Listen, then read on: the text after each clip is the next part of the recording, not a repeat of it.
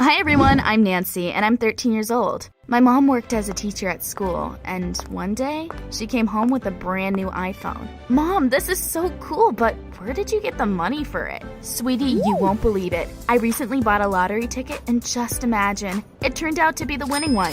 So, get used to our new life. We're rich now. One by one, Mom started pulling gifts out of her bag. A sketchbook, stickers, a dress, a phone case. I was so ecstatic. But then, Mom surprised me even more. Nancy, do you remember showing me a game console?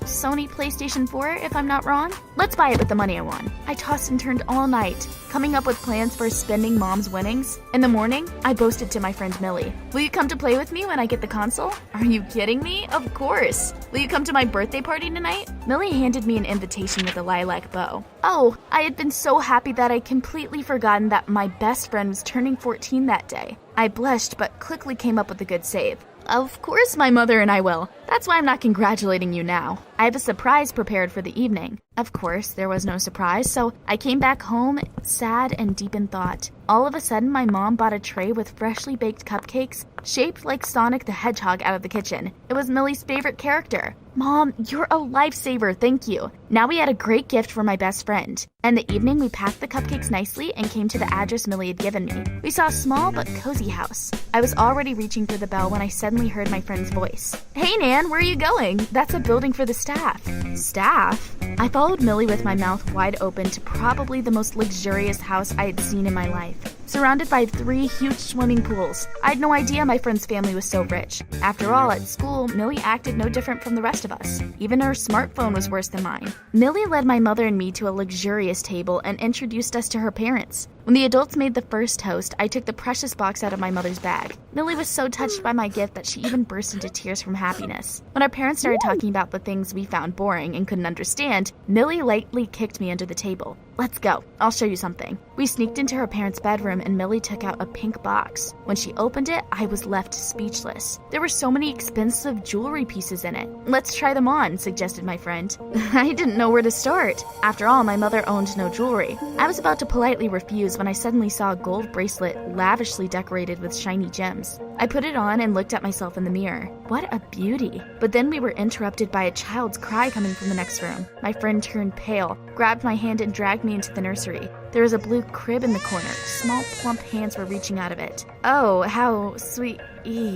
That was not how I imagined babies. A cross-eyed boy with a tiny nose and unusual ears was looking back at me. I recoiled from the crib. Millie, is that your brother? Yes, he's special. Mom says Richie has Down syndrome. I don't know exactly what that means, but this baby needs special care. Millie picked him up and started to gently sing a lullaby. She sang for an hour and I sat on the ottoman and dozed off listening to her sweet voice. My mom woke me up. Nancy, it's time for us to say goodbye to the birthday girl. Millie was standing over the crib and crying quietly. I hugged her tightly.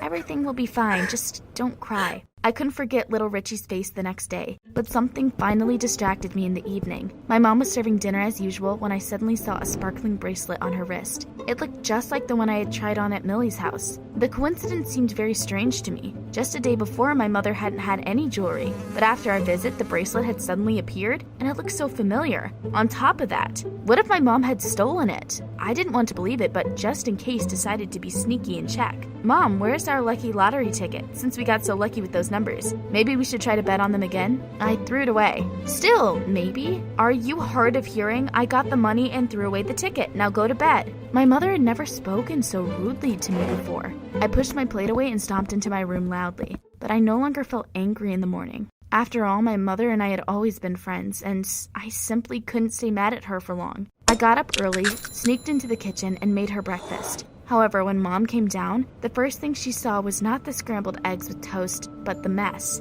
Nancy, what have you done? When am I supposed to clean it all up? What a nightmare! You shouldn't have cooked anything at all. So much for gratitude. I grabbed my bag and rushed to school, but things only got worse. I'd been in such a hurry to get out of the house that I had forgotten my homework and got a bad mark. It was a good thing my mom never got angry about bad grades, but that day was different. When I came home, she looked furious. I looked at your electronic diary. How do you explain this? I gripped my bag with all my might. Nancy, there's a limit to any patience. A month of house arrest. What? A whole month just for one bad mark? But that wasn't fair. I trudged to my room and stuck my hand into my chinchilla's cage. Lady, are you on my side at least? But my furry friend bit my finger painfully. Everyone was against me. I reached for a bandage but quickly pulled my hand back. It hurt so much. I'd got the boxes mixed up, and instead of a first aid kit, I accidentally put my hand into a needlework box. A sewing needle was stuck in my sore finger, but I was too angry with my mom, so I didn't ask her for help.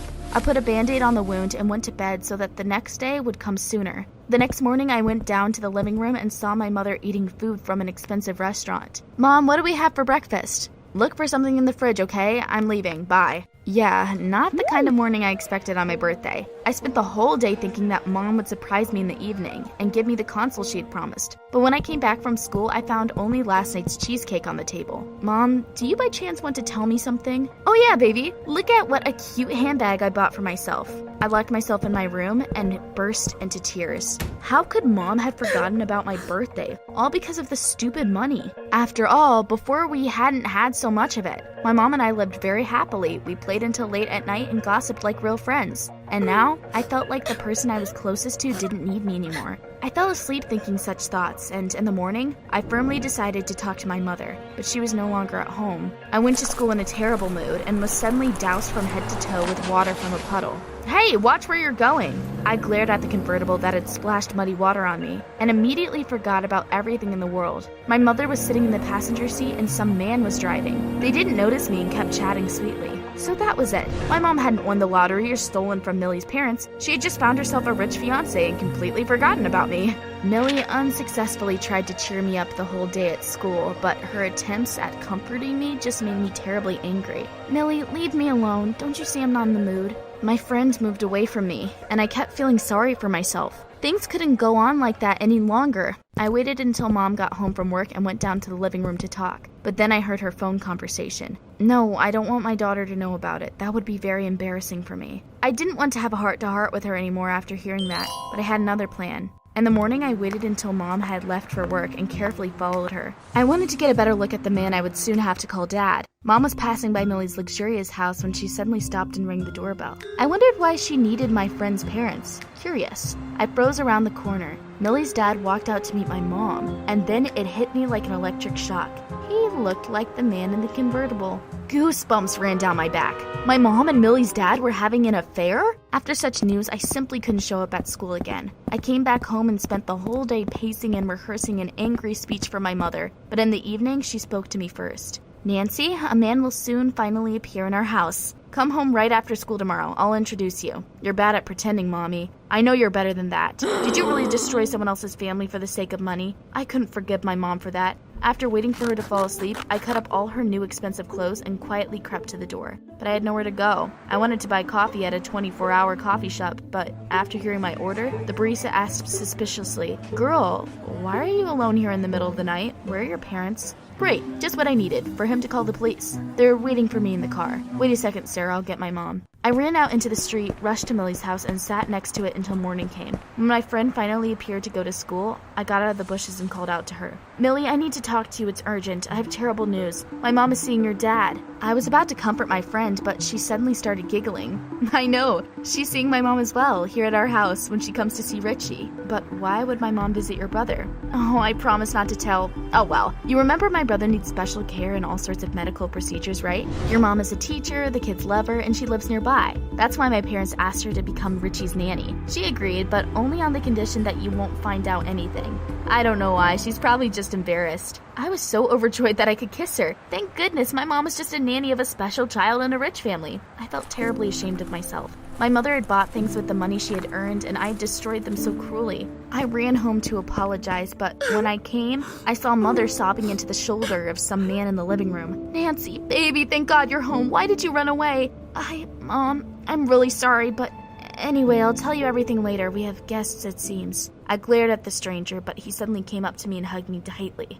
I'm so happy, my daughter. Let's take it slow. Live together first and maybe call each other daughter and dad later. Nancy, you misunderstood. This is your real dad. I feel like my heart stopped.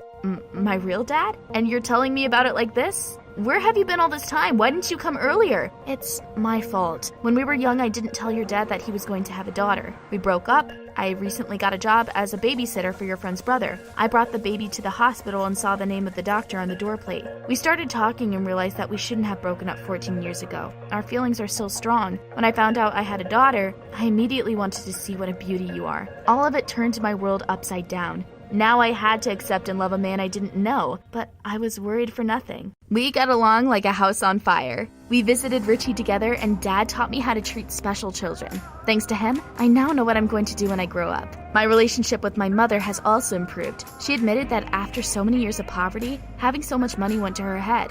She apologized for snapping at me. She had apparently been exhausted after starting the new job and promised to spend more time at home in the future. And I realized that I need to learn to trust my loved ones instead of imagining all sorts of things or stalking them. A couple of months after this happened, my parents got married, and I became the happiest girl in the world. Send this video to someone who will definitely need it.